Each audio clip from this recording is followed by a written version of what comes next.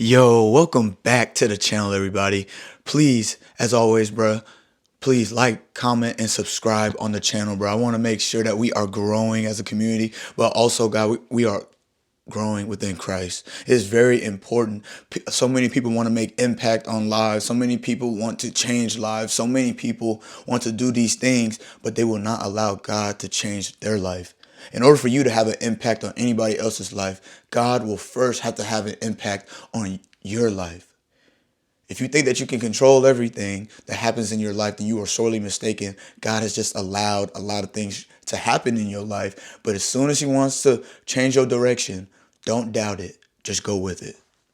But let's go ahead and get to the next episode. Yo, what is good, everybody, man? Welcome back to another Kids Room Podcast episode, bruh. Hopefully, y'all feeling loved and blessed as always.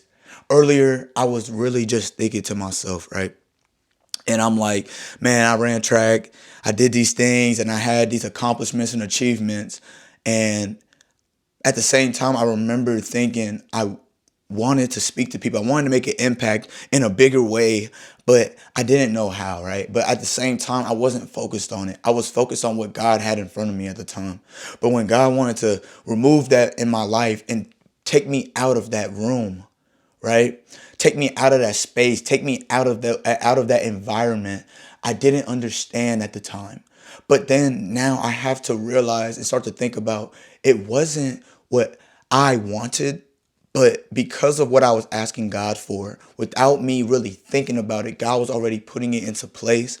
But I had to realize and make a decision to sit in it. Because whenever I got injured and tore my Achilles, that changed my life forever. That changed a lot of things forever. And I wouldn't be the person or doing what I'm doing now. And that's all because God removed me from a room. And that's what we're going to really be talking about today, right? Because we feel as if sometimes because God removed us, we feel like He removed our purpose, or we're not good enough, or maybe we failed Him. But really though, God is just taking you out of a room that you were too small to be in the first place. In Isaiah chapter 43, verse 19, it goes on to say, "See, I am doing a new thing. Now it springs up. Do you not perceive it?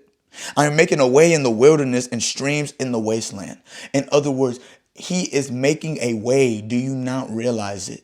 He is doing the things that He is doing because He is making streams in the wasteland. He is making a way in the wilderness. Do you not see that? Can you not perceive that what is going now, that He has planted new seeds within inside of you, that He has made an impact on you, that He has made a new struggle, a new trial in front of you, because He wants you to find that way. Get out of the wilderness, right?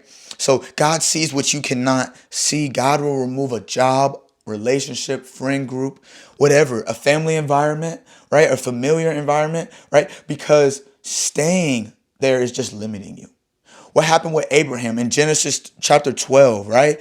God told Abraham everything he knew, the land, the people, his home, where he was. It wasn't where God wanted him to be.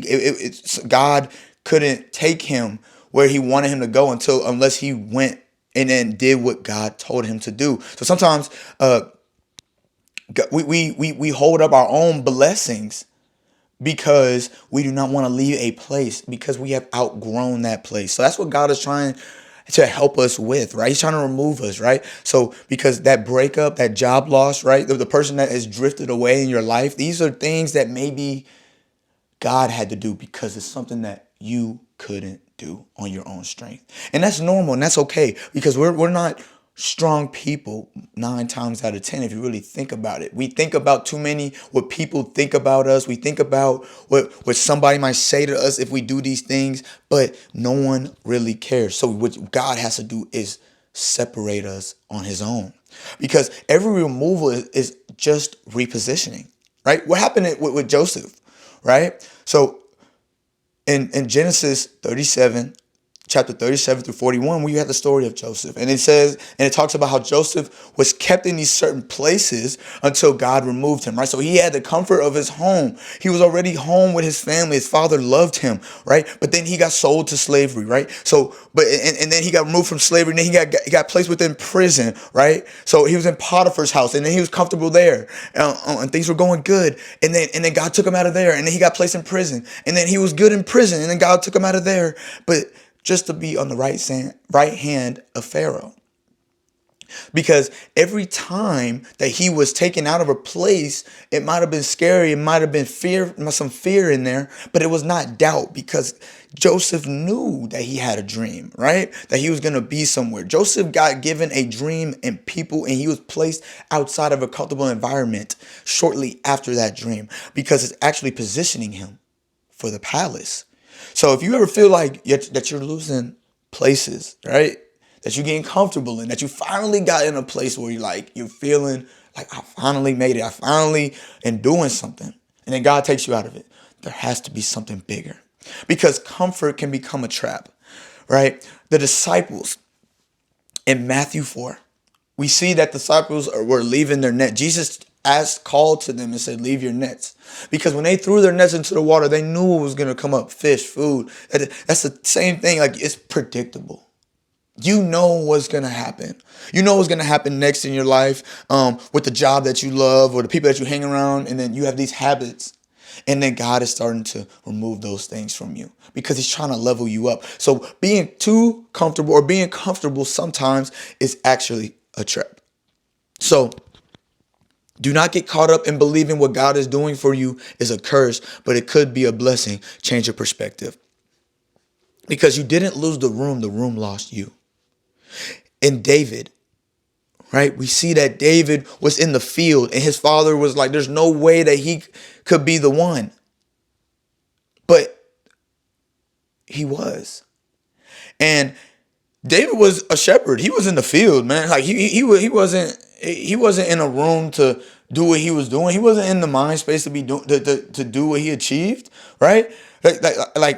In First Samuel, in chapter 16, we go on to see David was in the field while everyone else was in the room. While everyone else was being exposed, trying to be chosen, he wasn't.